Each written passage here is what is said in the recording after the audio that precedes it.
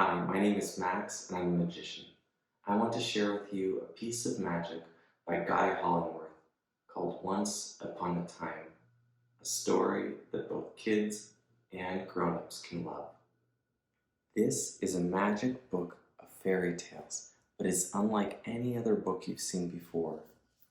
It has pictures on many different pages, but the words all say the same thing. Because this is a magic book of fairy tales, there's no need to read the words, as the tales tell themselves. All you have to do to hear the tales is to believe in magic, and the rest will happen on its own. It does not even matter if the pages are mixed up. Even if they are in the wrong order, the magic will still work, and the tales will tell themselves. In fact, even the pages of the book come out in order to hear the stories. And if what the book says is true, even if the pages are mixed up, the magic should still work. Now let's see what story the magic book prepared for us today. Cinderella, one of my favorites. A long time ago, before you or I were even born, there lived a girl named Cinderella. She was very pretty, but she had to dress in rags all day because she lived with her two horrible, mean stepsisters. They made her dress in rags all day while they dressed up in fancy clothes and didn't do any of the work. Now that's not very nice, is it? One day, there was a knock on their door, and a letter arrived. It was from the prince, who was searching for a bride and invited everyone in the kingdom to a big ball.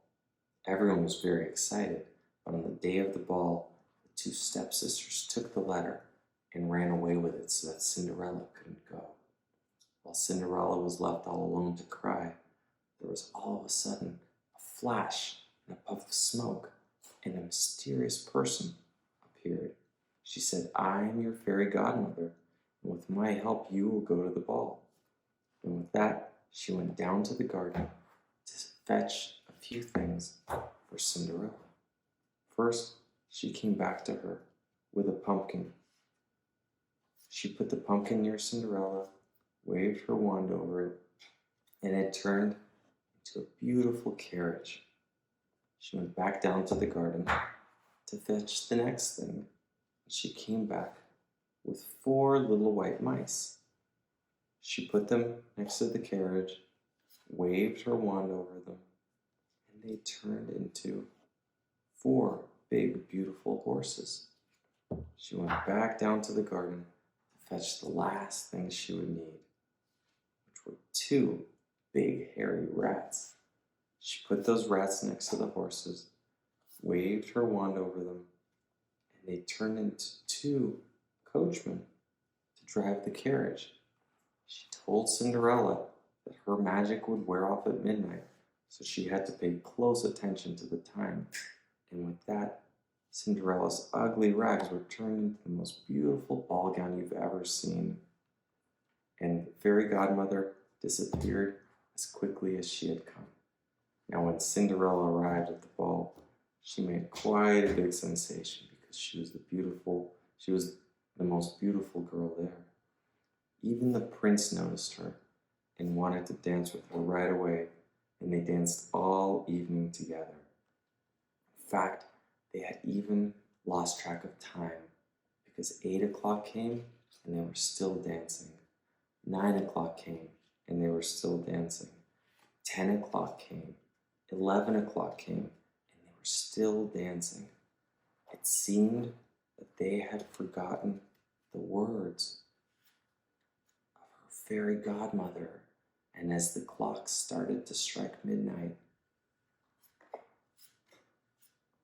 the carriage had turned into a pumpkin, the 4 big horses had turned back into little white mice, and the 2 coachmen had turned back into big rats who scuttled off into the distance.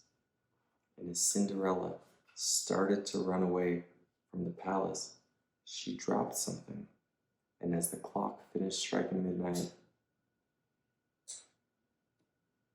her beautiful gown had turned into the rags that she knew before. What was the object she had dropped? Of course, it was her glass slipper. Now, the prince didn't know where Cinderella was, but he knew that only her foot would fit the glass slipper. So he sent his servants all over the land to look for the woman whose foot would fit the shoe. They searched all over the land until they came to a house that we've seen before. It took them 3 months until finally there was a knock on the door, which was answered by those 2 stepsisters. Now the servant told them that every woman in the land needs to try on the shoe. So the first stepsister tried it on, but it wouldn't fit. The second stepsister tried it on, but it wouldn't fit. As the servant was about to leave, he noticed the girl in the corner. Those stepsisters said, "You don't have to worry about her. It couldn't possibly be her." But the servant said, "Every lady in the land needs to try on the shoe." And so he tried it on her, and he saw that it did fit her foot. He was overjoyed, and he sent for the prince. And the prince, when he heard about that, he had Cinderella run to the palace to meet him. And they were reunited and married right away. And they lived happily ever after. And that is the story of Cinderella. Thank you very much for joining me, and I hope you enjoyed that. I wish you well.